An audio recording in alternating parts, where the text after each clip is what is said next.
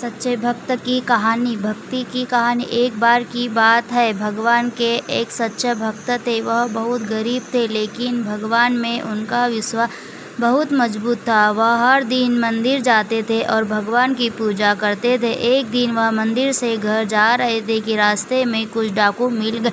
भक्त के पास कुछ सामान और भगवान की कीमती मूर्ति थी। डाकुओं ने भक्त से उसके सारा सामान मांगा। भक्त ने डाकू को अपना सामान दे दिया, लेकिन उसने भगवान की मूर्ति नहीं दी। डाकू के दबाव डालने पर उन्होंने कहा, मैं भगवान का कुछ भक्त हूँ, मैं अपना सामान और अपनी जान दे सकता हूँ, लेकिन मैं भगवान को नहीं छोड़ सकता। डाकू भक्त की बात सुनकर हैरान रह गए।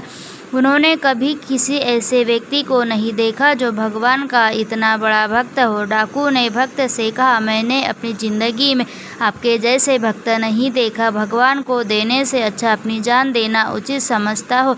मैं आपको कुछ पैसे दे रहा हूँ, आप इन पैसों से अच्छे जीवन अच्छे से जी सकते हो। भक्त ने डाकू के पैसे लेने से मना कर दिया। उन्होंने कहा, मुझे पैसे की ज़रूरत नहीं, मुझे भगवान पर भरोसा है, वह मुझे सब कुछ देगा। डाकू भक्त की बात सुनकर हैरान रह गया। उसने कभी किसी ऐसे व्यक्ति को नहीं देखा जो भगवान का इतना बड़ा भक्त और इतना ईमानदार हो। डाकू ने भक्त से आशीर्वाद लिया और वहाँ से चला गया। भक्त घर गया और भगवान की पूजा करने लगा। वह भगवान को धन्यवाद दे रहा था कि उसने डाकू से उसे बचाया था। भक्त को पता था कि भगवान कभी भी उसका साथ नहीं छोड़ेंगे। भक्त भगवान की कृपा और अपनी मेहनत से एक दिन बड़ा आदमी बन गया।